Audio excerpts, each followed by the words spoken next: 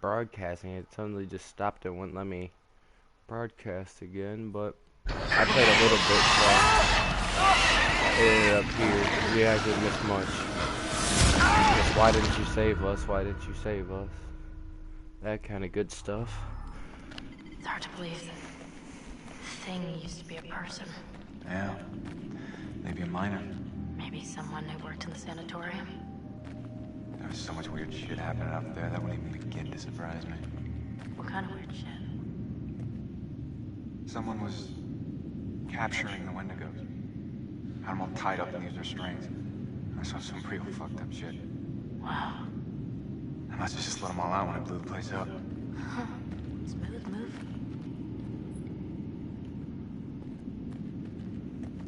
Yeah, smooth one, man.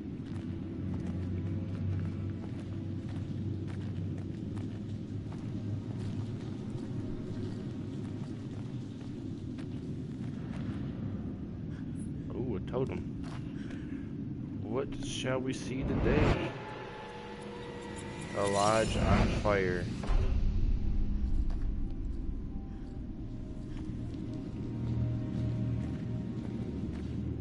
Fine. I'm going in. Whoa. Come on, it's okay. You sure? I'm not dead yet. Famous last words. Ooh. It's crazy. I can't feel my fingers.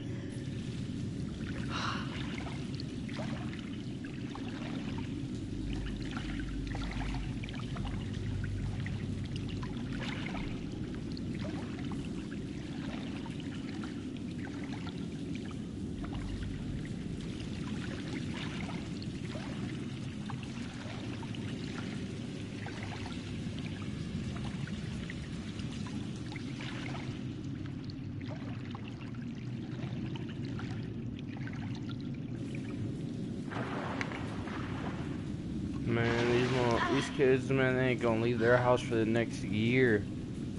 They're gonna come back to the mountain.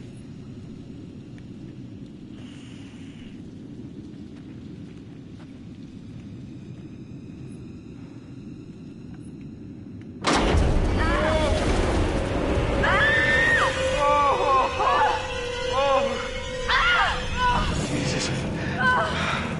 Shit.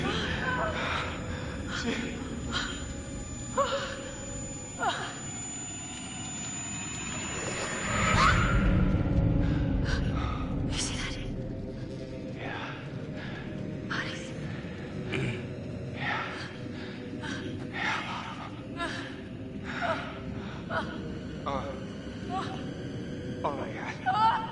No! I'm gonna be sick. Wait, hold on. I think I saw something. Fuck that. No, I don't take orders from you. I don't take orders from you. You can't. Hey, Josh? You can't tell me what to do. You can't Josh? tell me what to do Buddy? anymore. You can't tell me what to do. Oh, okay. Okay. It's a side effect of his trust medicine. you. I trust you. I trust you. Oh shit. What's the matter? He's tripping or something. Josh! Mike. Josh! Hey, man. Don't hit me, please. Wow, you were deep in it, man. Full mental jacket. We didn't think they'd get you back. Hey, let's just get the fuck out of here. Okay. Josh, do you have the key for the cable car? Yeah.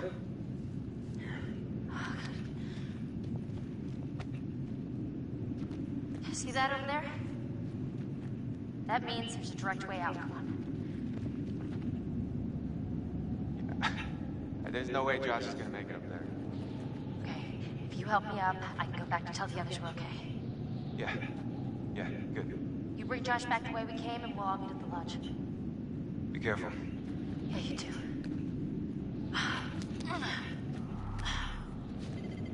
Fuck. Alright, let's I knew go. they You were fucked gonna up play son of a it. bitch.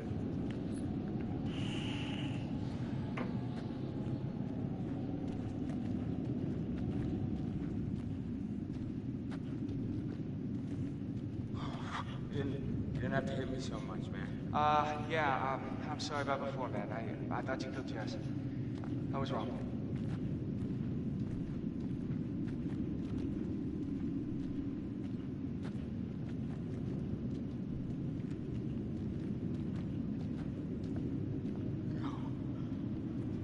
No.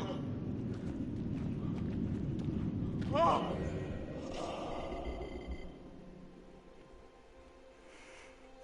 Not really too honest, charitable, no funny. I guess he's like fucking hilarious here.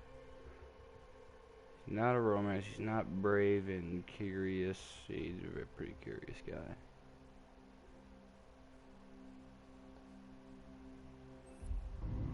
Oh! Oh!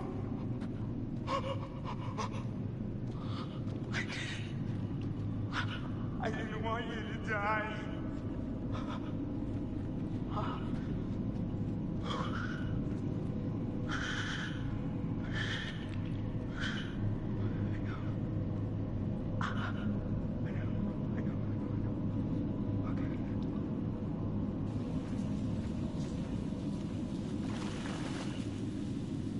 Oh shit.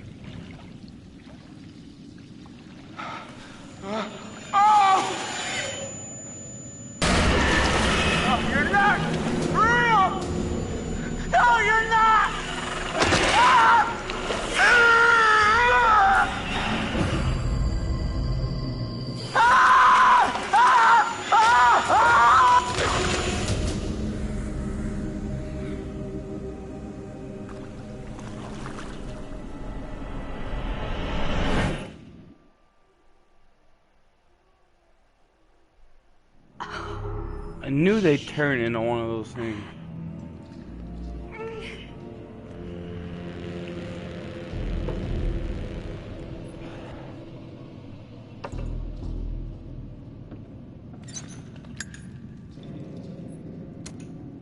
Oh, I'm hurt.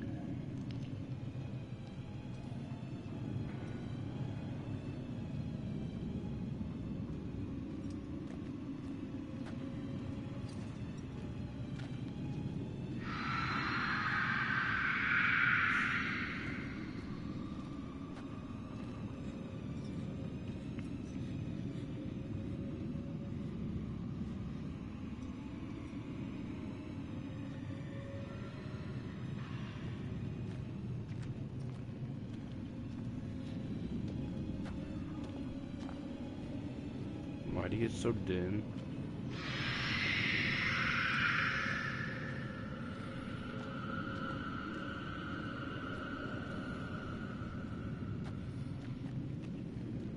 Holy shit, so you can like turn into one of those things if cannibalism happens, that means she must have ate her sister.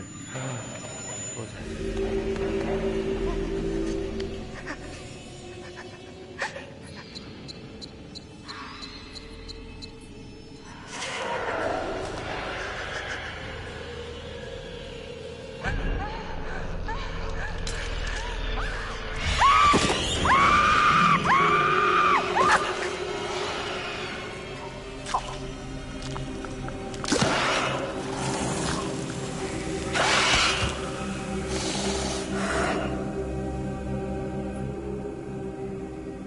God damn.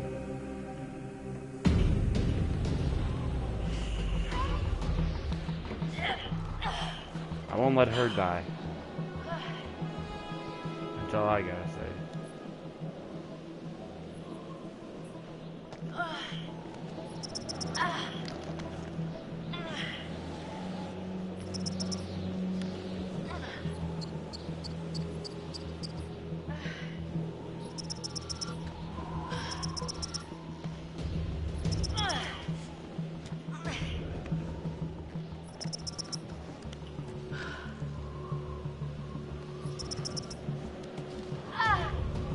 Come on.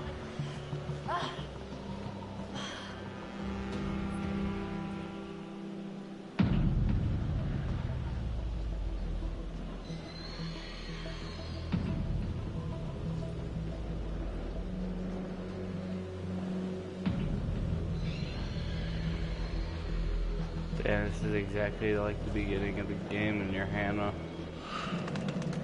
and Beth running through the forest.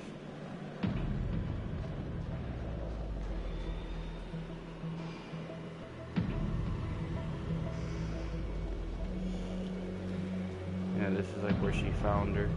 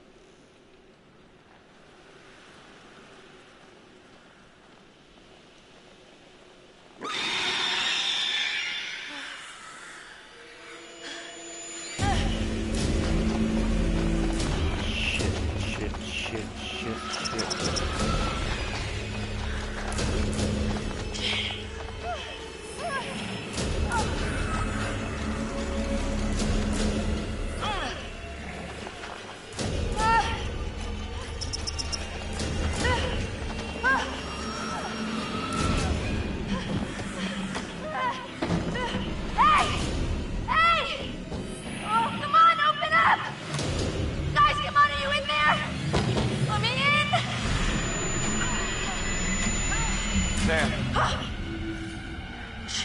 Mike. Oh, gosh. You look terrible. Gonna look worse if we stay out here. Come on.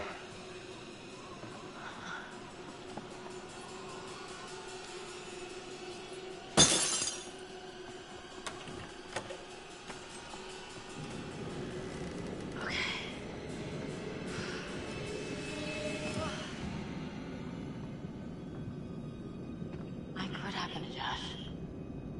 I got him. God, what an awful way to go.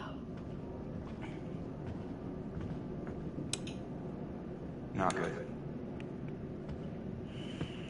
What do you think we should do? We should check the basement. Might be someone left down there. Yeah, I don't think Chris died yet.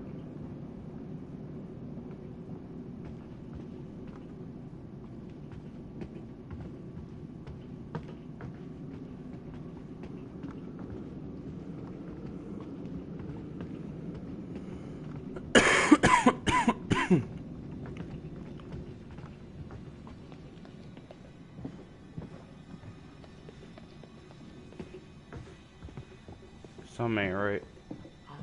How do you rate our chances of survival? I'm trying not to think about it. Go, go, go!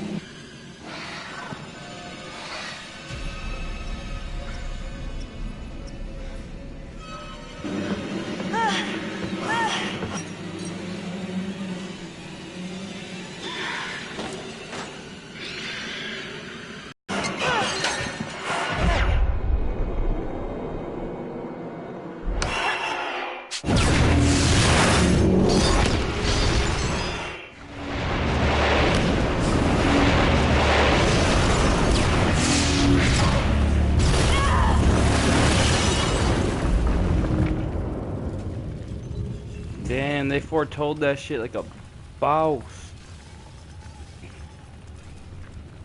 I said.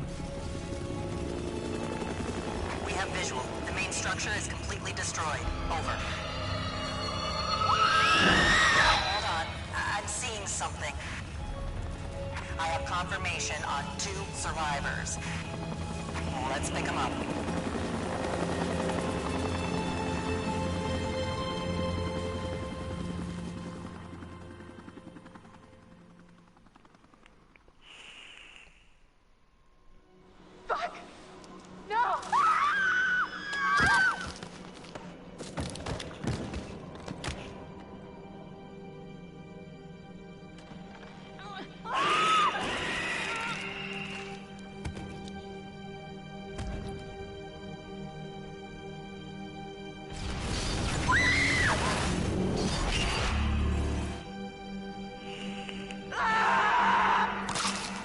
Oh god, that was...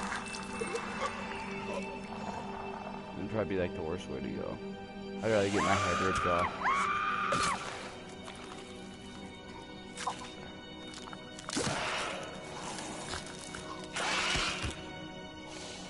That was pretty bad too. Sorry, Mike.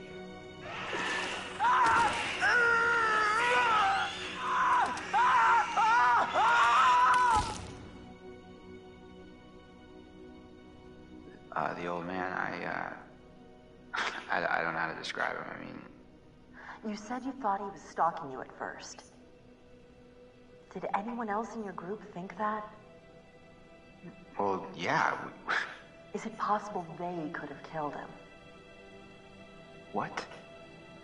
No. No, you don't understand. Don't you understand? And he attacked you. He saved my life. And I watched him die. I thought we were close. After his sisters disappeared, he'd come and talk to me. He said I was the only one who understood him. I thought we had a connection. If you need someone to talk to, I'm fine. sometimes, after a traumatic experience, I said I'm fine. It was my fault Mike died. I wasn't supposed to move. But I did. And he saved me. So it's my fault that he died. You need to listen to me. I don't care if you believe me or not. It doesn't matter because you will. You need to go down to the mines. what's in the mind, Sam? I've seen what's down there. And I'd give anything to unsee it.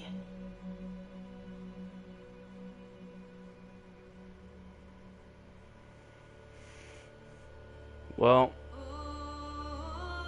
that was a great game. I beat it in less than 10 hours or so. Not even.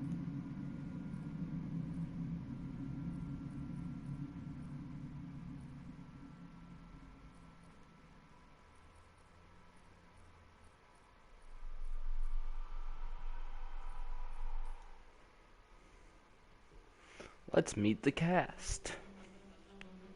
I am Hayden Panettiere, and we are here at the studio recording Until Dawn. My name is Rami Malek, and I play Josh. My name is Megan Martin. My name is Brett Dalton.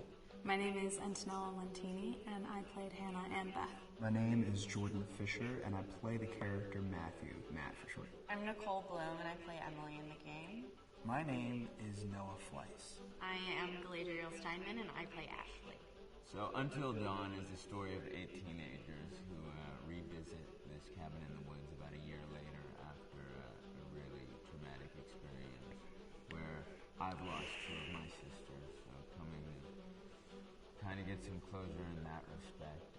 One of the things that Larry does really well is make these multi-layered characters, and I think for just the story in general, it follows the quintessential horror film plot lines, but the characters are so unique in themselves, and I think that's very cool. Oh, yeah, this was the right thing to do. What? You know, getting everyone together on the anniversary. I mean, Josh seemed really pumped about us all doing something, didn't he? Yeah, no, he definitely did. I haven't seen him so excited about something in forever. Good.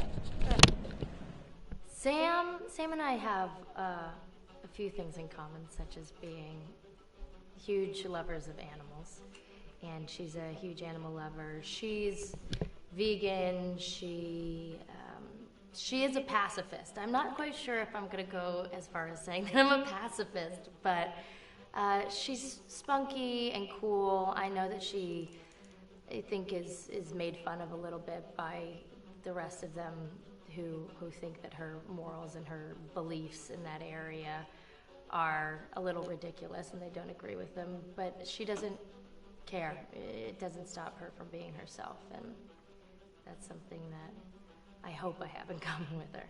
You know, he definitely can be depressed at some times and a bit of a loner, but he takes some solace in one of his sister's friends, Sam, played by Hayden Panettiere, and invites everybody back to the same house the next year to kind of find some closure.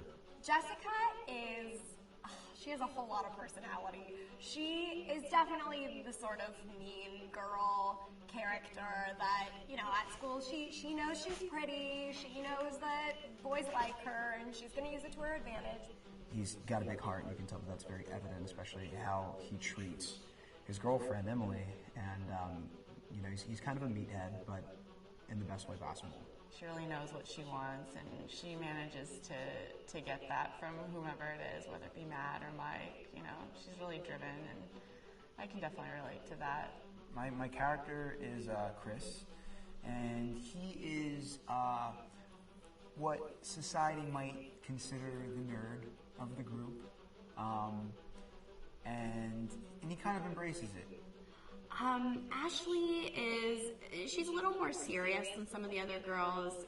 She's definitely very intelligent and thoughtful. She kind of looks at the whole big picture of things. She's not quite as geeky as Chris, but they connect in a lot of ways. Mike is like the guy on campus. He's the class president who has some charm and has brain, and I don't know, people seem to like Mike. He gets away with a lot, though. He can be kind of jerky. The fact that he really just kind of wants everyone to be happy, and he's a people pleaser, and I can definitely attest to being, that guy. I'm always the friend that wants everybody to be happy and wants everybody to be taken care of, and that's definitely Matt. But also, like, this character is just so fun. I rarely get to play the bitch, and so it was really fun to do that. The spirit of things? Seriously, what's wrong with you? I'm just trying to lighten the mood, Em. Don't be like that. Like what? The way you're being. You always get like this. I just think this is just the coolest thing to be a part of, and I just think it's going to take the world by storm. I really do.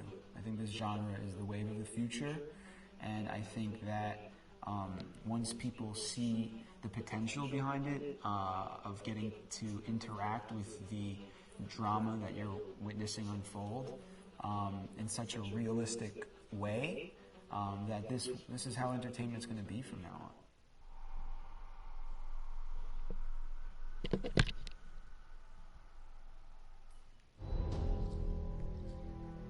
Hi, this is Lee Robinson, production designer on Until Dawn. The production design started with the great teen horror script that sets the characters in a Canadian winter mountain lodge, being a contemporary setting with visual clues derived from classic films of that genre, such as Hitchcock's Psycho and Stanley Kubrick's Shining. The storyboards are vital to the production design, as it allows the designer to understand the scale of the environments to be made and the detail that would be seen to create the atmosphere of a horror. This took us into concepts that took these storyboards further, visualizing the world through the color palette, the lighting, tone, and the mood, and developing key locations such as the lodge, the cable car stations, the forests themselves, the wilderness. As you can see, the environments and atmospheres change quite a bit from warm and inviting to cold and threatening. The Millionaire's Mountain Lodge was a key example. It was designed to be made from nearby stone and timber, embedding it into the landscape, with a contrasting and contemporary interior needing to be opulent and extravagant. We created dark and claustrophobic corridors with ominous and large open spaces, almost cathedral-like in size, and with huge structures to silhouette and dwarf the characters within, providing a labyrinth to explore and wander. Each character was developed with a strong visual identity in mind, with contrasting colours, tones, and silhouettes to identify them, each to have their own texture, pattern, and shape, so that when they were lined up, you could always identify them. The costume designs allowed a range of clothes that would suit them for the cold winter weather, but also have an element of style and individualism, so that the audience could look at them and relate, recognizing themselves within them. A lady would like to cuddle up with her man by a nice cozy fire bathed in atmospheric mood lighting. Right. It'll get plenty toasty once we're rubbing up against each other. Mike, fire and mood lighting. Yes. Working with the lighting artists, we really brought the look and feel of the world together, and this required a thorough understanding of the visual language of teen horror. A key scene was where all the characters emerge out of the rear of the lodge chasing Hannah. A contrast is evident straight away from the exterior wilderness to the warmth of the lodge. The attention to character lighting here is through the bounce and rim lighting, accented colours and composition, creating characters that come from the dark into the light and back again with an emotional effect.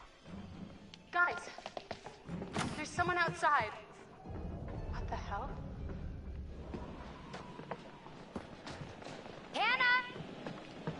What's going on? Where's my sister going? It's fine. She just can't take a joke. It was just a prank, Han.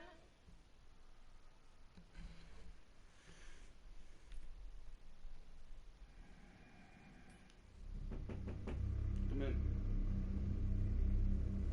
Until Dawn is a game that's full of horror. And one of the things we decided to do early on was to take a scientific approach to how scary it was.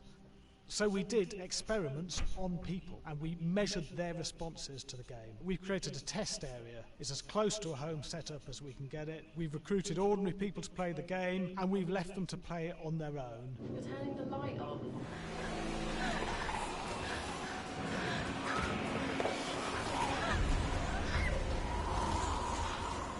The only difference is it's rigged with cameras and microphones that relay the data through to the next room where people are watching them play.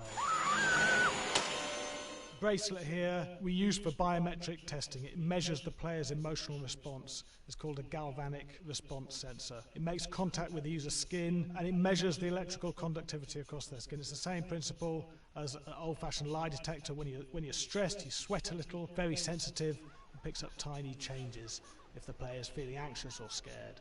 That data's fed back to a testing team, comes through as a graph. I'm so sorry.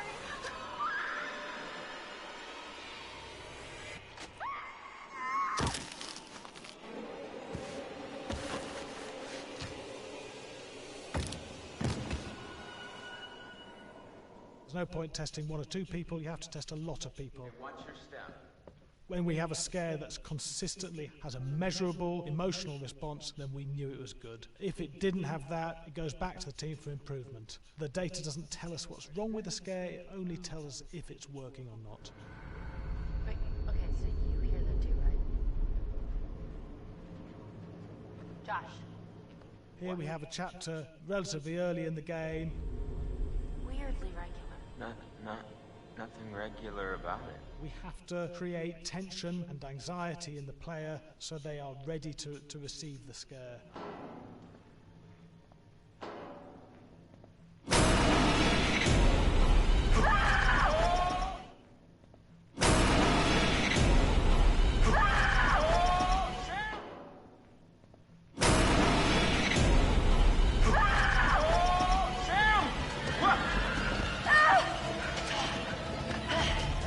Player time to recover, to cool down, to calm down, and then start building the tension again before we do the next step.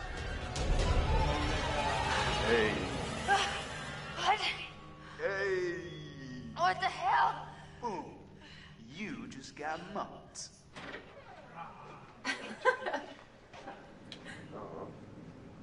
Yeah, I have such an adrenaline high when I get... There's two things we found. One is we could look at the scares, analyse if our expected scares were working effectively. Were people shrieking and covering their hands, or were they getting an emotional response from it? And being scientific about it means that we strip out people's opinions about whether things are working or not. We've got data, and we look at the data. If it's working, we're happy with it. Really scary. Bit scared and wanting to get away. I actually be maybe a bit scared to play on my own, but... In a room with the lights on, yeah, with some other people as well, yeah, maybe. But because I'm a scaredy cat, I would play with someone in the room. And the lights on. It was one of the scariest games I've played in a long while.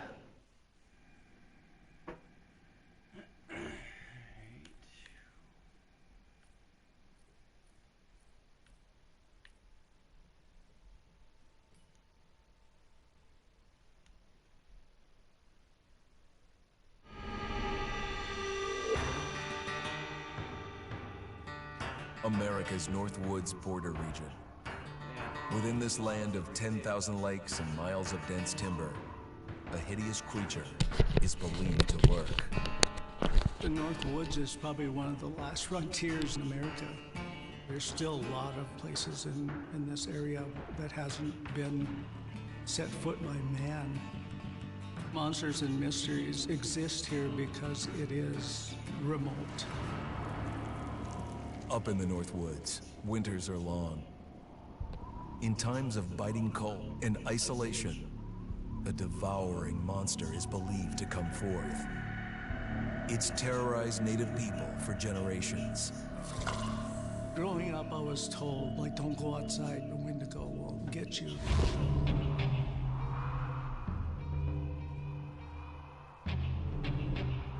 Among the traditions of the northern Algonquin tribes is the Wendigo, a monster that can seize hold of a person to carry out its hunger for human flesh. Many Native Americans fear even talking about this Wendigo, and even the mention of the name will let the Wendigo find out where you are, and it will open you up to be possessed by this Wendigo. The most famous case of a Wendigo possession took place in 1879. In the deep woods outside of Edmonton, Alberta. Swift Runner, a Cree Indian, was a trapper and a guide. He had left town the previous autumn with his wife, 6 children, and his mother. But when Swift Runner returned in spring, he was alone. Swift Runner came into a nearby village telling this heartbreaking tale. I had to watch them starve to death. Of his family being killed by starvation, and that he was the only survivor. My whole family gone. It wasn't hard to understand a family falling victim to a brutal winter. To even not. Yet something was suspicious about Swift Runner.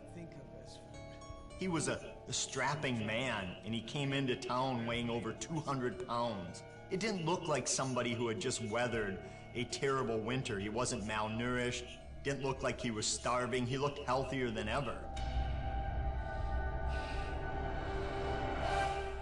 After a few nights, it became clear that something was wrong. He started having night terrors, screaming in his sleep. I am the Wendigo! Villagers alerted the police. Swift Runner actually guided them back to his winter cabin.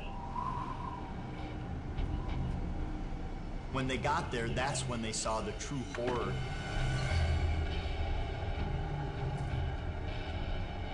Human skulls were scattered around, many bones, some of which had been snapped in half, and the marrow inside had been drained. They had never seen anything like it. Swift Runner had killed his entire family, shooting them, hitting them with an axe, strangling, and then eating most of their bodies.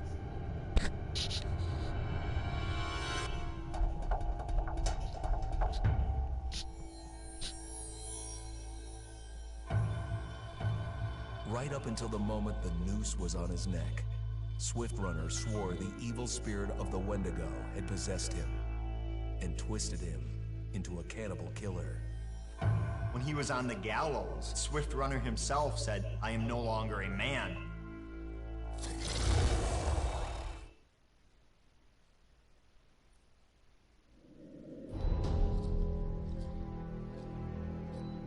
Some crazy shit. Just move over there. Go on, move. Let me say what I came to say. I'm here to tell you what you're up against being back on this mountain. You should never have returned. I don't know why you did after what happened last year. You mean with Hannah and Beth? Yeah, how could you know without being involved? I don't take kindly to you kids coming up here to my mountain. Your mountain? The mountain don't belong to me, it's true. But it don't belong to the Washingtons. This mountain belongs to the Wendigo. Hi, this is Lee Robinson, production designer at Supermassive Games. Understanding the ancient myths of the Wendigo was key for their development that helped the visual look. Through sketches and concepts, these elements were visualized, such as eyes being milky, almost dead, with loss of lips and eyelids due to frostbite, fangs growing and arms and legs getting longer, with skin hardening and thickening to look snarling and menacing, yet withered and lean. Another fucking piece of Fingers and toenails extending like allowing them to climb effortlessly. We made them look gaunt and weathered, and having ragged remains of clothes they wore, blood-stained and rotten, with patches of hair still remaining. They retained strong skeletal limbs, which enable them to be agile and quick through the environment. Where are you? My name is Jamie Gallipo, animation director at Supermassive.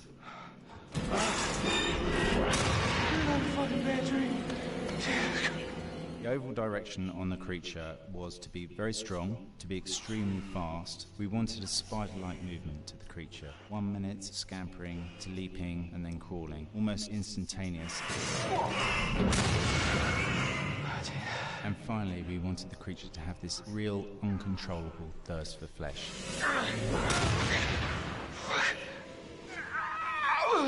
From a sound design perspective, the Wendigo is a real challenge. For the main vocalizations of the Wendigo, we used our own vocalizations, various different animals from the exotic to the farmyard, various plugins and processes to gel these sounds together and keep a human resonance behind that voice, telling the backstory of the Wendigo.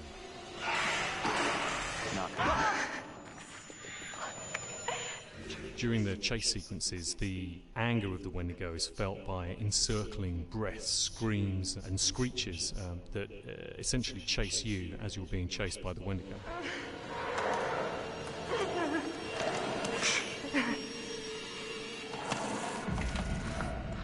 We would layer them up in a multitude of layers, sometimes 15, 20 sounds playing at the same time, to build up the vocalizations for this fearsome creature which is always in attack mode, hyperactive and chasing you throughout the game.